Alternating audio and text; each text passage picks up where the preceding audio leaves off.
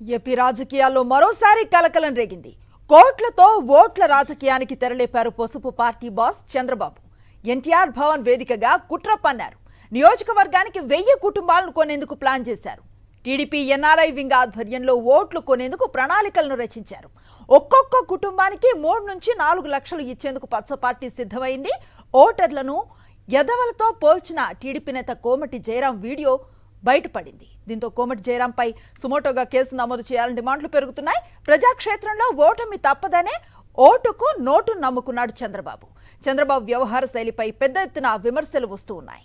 మనకు తెలుసు, మన ఊరు వెళ్తే ఈ యదవ మనకు ఎట్టి పరిస్థితుల్లో ఓటు వెయ్యడు అనేది మనకు తెలుసు. వాడిని మార్చడంలో మన నైపుణ్యం ఉపయోగించాలి. వాడిని ఏ రకంగా అయినా కానీ మనకున్న ఎబిలిటీతో, అమెరికా నుంచి వచ్చిన వాళ్ళు ఉన్నారు, వాడికి పిల్లలు ఉంటారు, పెళ్ళం ఉంటుంది, అన్నీ ఉంటాయి. వాడి అవసరం ఏంటో తెలుసుకొని దానికి మనం ట్యూన్ చేసుకోగలిగితే డెఫినెట్గా ఒక ఫ్యామిలీ మారితే 4-5 ఓట్లు మారుతాయి. దట్ విల్ హ్యావ్ ఈచ్ కాన్స్టిట్యున్సీలో 1000 ఓట్లు మార్చగలిగినా కూడా మనం అంత దూరం నుంచి ఇక్కడికి వచ్చినందుకు న్యాయం చేసిన వాళ్ళం అవుతాం.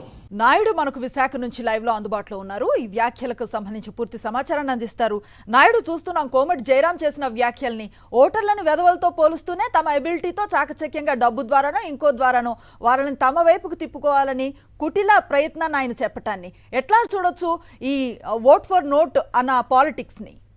అనుశ్రీ, మాజీ ముఖ్యమంత్రి చంద్రబాబు నాయుడు ఓటుకు నోటు వ్యవహారాన్ని మరోసారి తెరపైకి తెచ్చారు. ప్రజాక్షేత్రంలో సీఎం వైఎస్ జగన్మోహన్ రెడ్డిని ఎదిరించలేమన్న భయంతో ఈ ఓటు వ్యవహారాన్ని తెరపైకి మరోసారి చంద్రబాబు నాయుడు తీసుకురావడం జరిగింది. దీనికి వేదికగా ఎన్టీఆర్ ట్రస్ట్ భవన్ను వాడుకుంటున్నారు. ఎన్ఆర్ఐ వింగ్ ద్వారా ఈ ఓట్లను కొనేందుకు చంద్రబాబు నాయుడు పక్కా స్కెచ్ వేస్తున్నారు.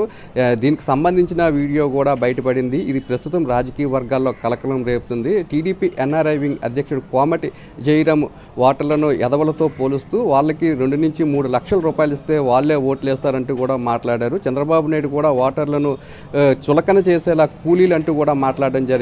ప్రజాక్షేత్రంలో సీఎం వైఎస్ జగన్మోహన్ రెడ్డికి ఇప్పటికే విశేషమైన స్పందన లభిస్తుంది. ప్రస్తుతం రానున్న పరిస్థితుల్లో చూస్తున్నట్లయితే తెలుగుదేశం పార్టీకి సంబంధించి మళ్ళీ కూడా డిపాజిట్ దక్కవనే అభిప్రాయం అటు పవన్ కళ్యాణ్ కానీ ఇటు చంద్రబాబు నాయుడులో కూడా వ్యక్తమవుతుంది. ఇప్పుడున్న పరిస్థితుల్లో ప్రజల్ని డబ్బులతో కొనడమే మేలనే అభిప్రాయానికి వారు వచ్చినట్టు తెలుస్తుంది. దీనికి సంబంధించి ఇప్పటికే ఎన్ఆర్ఐ విభాగం ద్వారా ఓట్లను కొనుగోలు చేసేందుకు పెద్ద మొత్తంలో ఫండ్స్ రూపంలో కోట్లాది రూపాయలను తరలించినట్లు తెలుస్తుంది. ఈ నేపథ్యంలోనే ఎన్ఆర్ఐకి సంబంధించిన ముఖ్యమైన నేతలతో కోమటి జయరాం ఎన్టీఆర్ ట్రస్ట్ భవన్లో ఒక సమావేశాన్ని ఏర్పాటు చేశారు. ఈ సందర్భంగా వారు ఓటర్ల గురించి మాట్లాడిన వ్యవహారాలన్నీ బయటకు వచ్చాయి. ఇప్పుడు ఈ వ్యవహారం పెద్ద ఎత్తున రాజకీయ వర్గాల్లో చర్చనీయాంశమైంది. అసలు ఓట్లను కొనుగోలు చేసే సంస్కృతి తెరదీసింది చంద్రబాబు నాయుడు అభిప్రాయం సర్వత్రా వినిపిస్తుంది. Anusri, right, thank you Naidu.